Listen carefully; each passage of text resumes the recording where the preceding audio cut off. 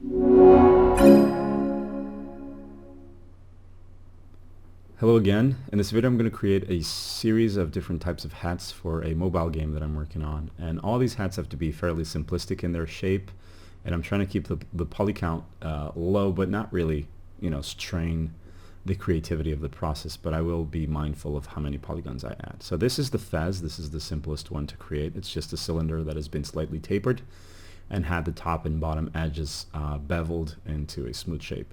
The little string I do by creating a spline and making that spline be renderable in the viewport. By doing that, it changes the spline from being a single line to actually being a mesh, in this case a four-sided cylinder that goes along the shape of the mesh. I add a few edge loops here at the tip to make it a little bit thicker, just to create that variety in the shape.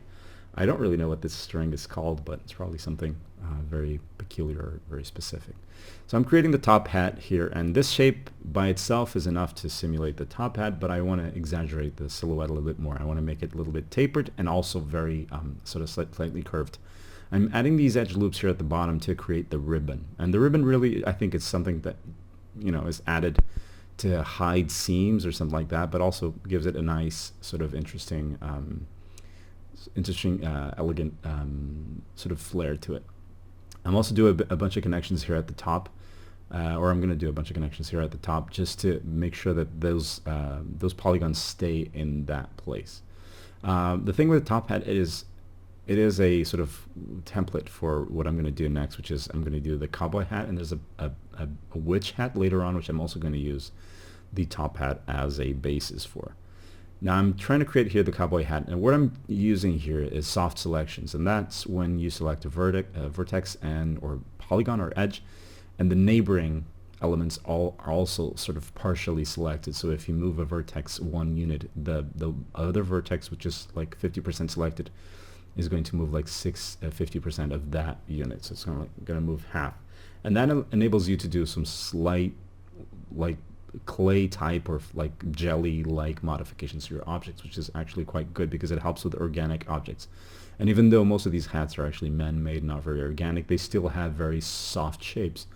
What I'm playing around here was with the shape of the cowboy hat. Now cowboy hats come in very different shapes, and some of them are outrageous, some others are very classical and sort of subtle looking. But I wanted to create something halfway. Looking back, I think I should have exaggerated the shape way more. But I just don't know how far I could go without it starting to look ridiculous instead of just staying iconic.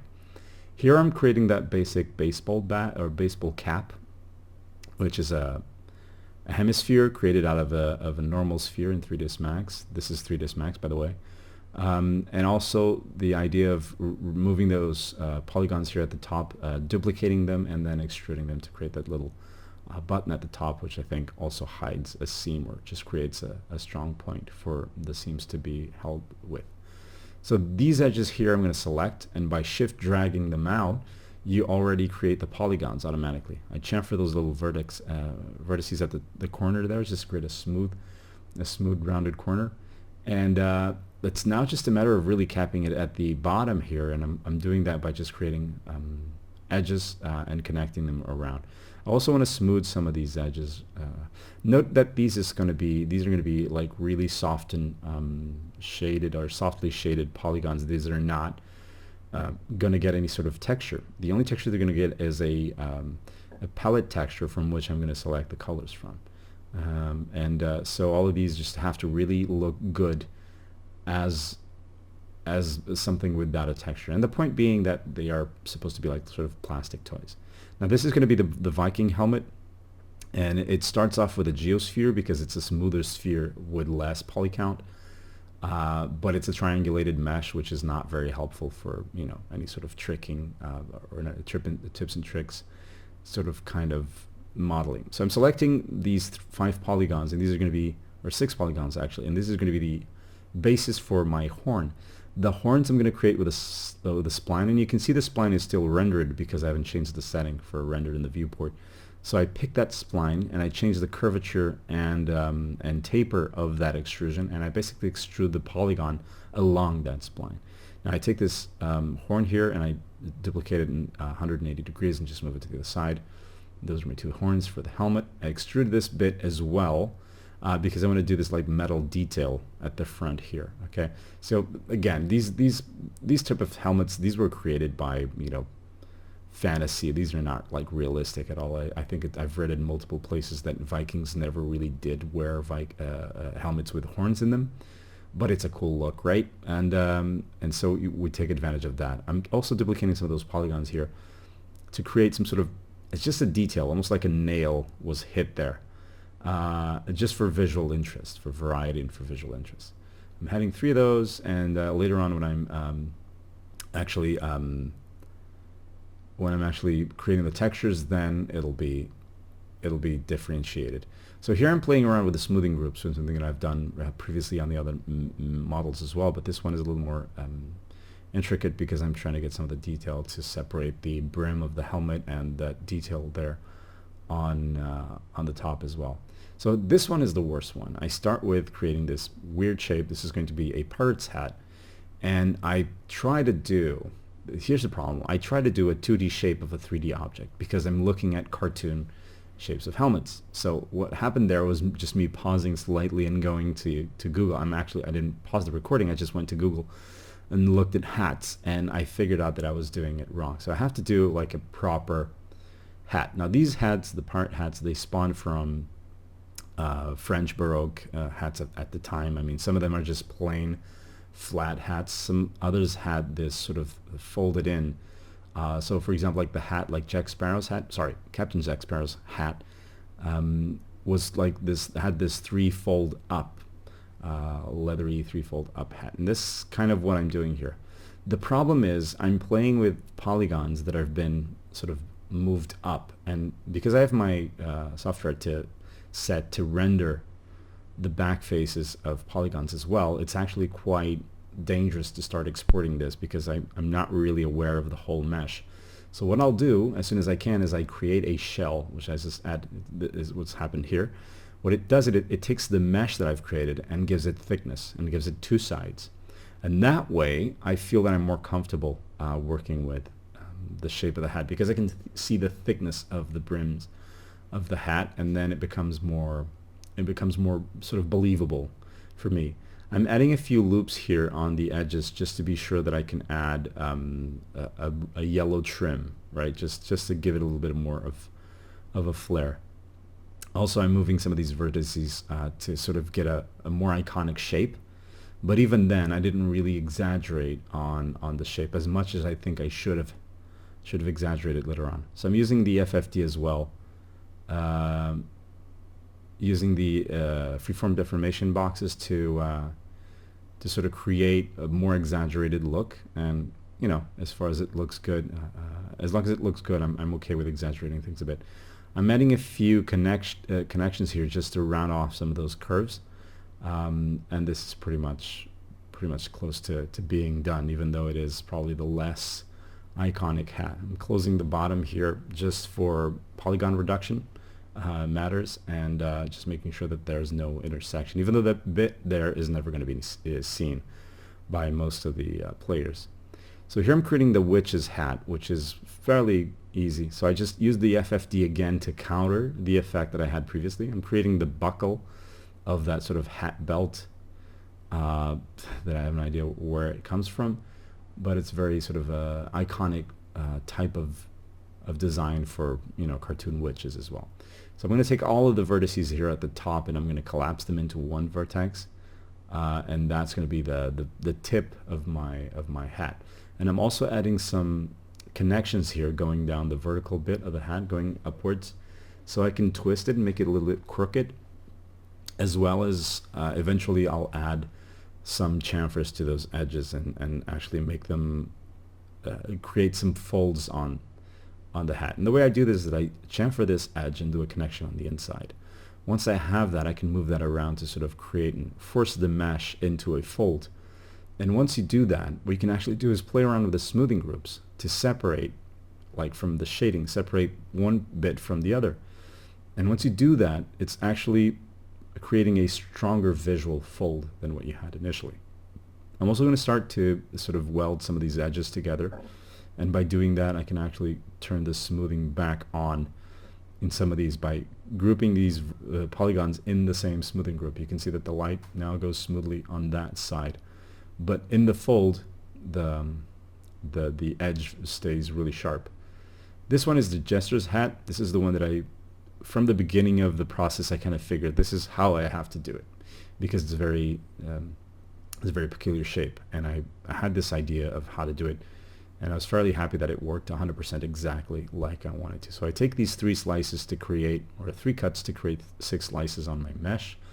I inset these polygons here at the top and round them off by adding more cuts to get more vertices out of just that bit. And now I have these 8 edges, which I'm going to extrude around or upwards this spline.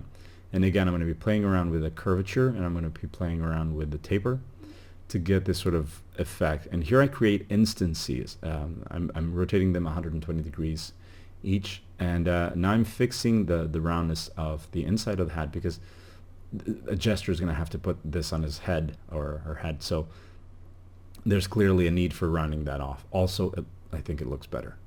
There's a few other connections that I'm doing here, and you can see that the other 2 tips are transparent because I just did that so I can see what I'm doing. But also I'm using snap here, and I can actually snap my vertices to the vertices of the other bits. So if I move this vertex down, it's going to do the same for all of the other 2 slices of the hat. I'm creating a geosphere here with very low poly count just to add as the bell on the tip. And now that these are all together, just weld the vertices. And now it's a completely closed shape. And I'm using soft selections here to just shift the positions a little bit so that they're not exactly symmetrical. So it's not like an angularly symmetrical object. It's not slices of itself. And I think these are all of the hats. And what I do here is I create a new material with which I'm going to texture all of these objects, just one material for all of them. And this is a process that some people, for example, Sofia Silva uses this process, which is to have a texture with a lot of colors in it. So it's basically a palette texture, and that you apply that to the objects, and then you shift the UVWs of each object into wherever you want that the color of that object to be. So if I want these to be blue, I'll just take all these UVWs and put them on the blue square on the texture. This is a 64 color texture. A lot of these colors is actually very similar, and it's not very well organized in terms of color placement, but I've sort of grown used to it. And so yeah, it's a very simplistic way to texture your objects. The basic mobile shader in Unity, which is what you're using, does not have a sort of color slide or a color input. It asks for texture, so instead of creating my own shader, which I could have done easily with, I don't know, Amplify Shader Editor or something, I just went in and did a texture, and I'm using this trick constantly. The cool thing about it is I get the opportunity to actually have multiple colors in just one mesh without having to have different materials or different meshes, and without having to have like very specific textures for the objects. And also, it's very quick and easy to do all of these UVWs. It's just selecting polygons and detaching them from the rest, moving them around wherever you want. Here I'm creating the UVWs for the Viking helmet, and this is the one that has like 3 colors, which is the metal, the bone, and then the wood bit. I'm not even sure if that's wood. I just made it brown because it contrasts a lot more. Later on, I'll change the color in some of those bolts at the front because I don't see them being that visible. So I'm adding a trim here, a red trim on the pirate hat, and everything else I'm going to make black, and then the yellow at the top I'm going to make yellow, or not just the selection at the top, but the brim at the top I'll make yellow, because I feel like those are very piratey colors. The Jester hat, I'm going to make each of the vertical things a different color. So the bells, of course, are going to be blue. Are going to be yellow or golden yellow. And then the bottom here, I just put in this sort of like orangey color, just because it's a sort of strong color, I think it is. And then I'll take all of these different elements and just turn them into a different, put them in a different space in the UVWs. And to add a little bit more detail, I create these stripes up and down the up and down the segments just by moving those UVWs of those strips into, or stripes actually, into a similar place, sort of a similar color but a different value on the palette as well. So these are all the hats that I've done. I'm going to do some fine tuning here. There's a few issues that I find. So for example, on the pirate, I decide that I want the red to be at the bottom, not at the top. So I changed that. And also there's a few problems here with the Viking's helmet at the back, and I decide to also change the colors of the bolts, right? So as you can see, there's a few polygons here that were never really selected, and this is probably my fault.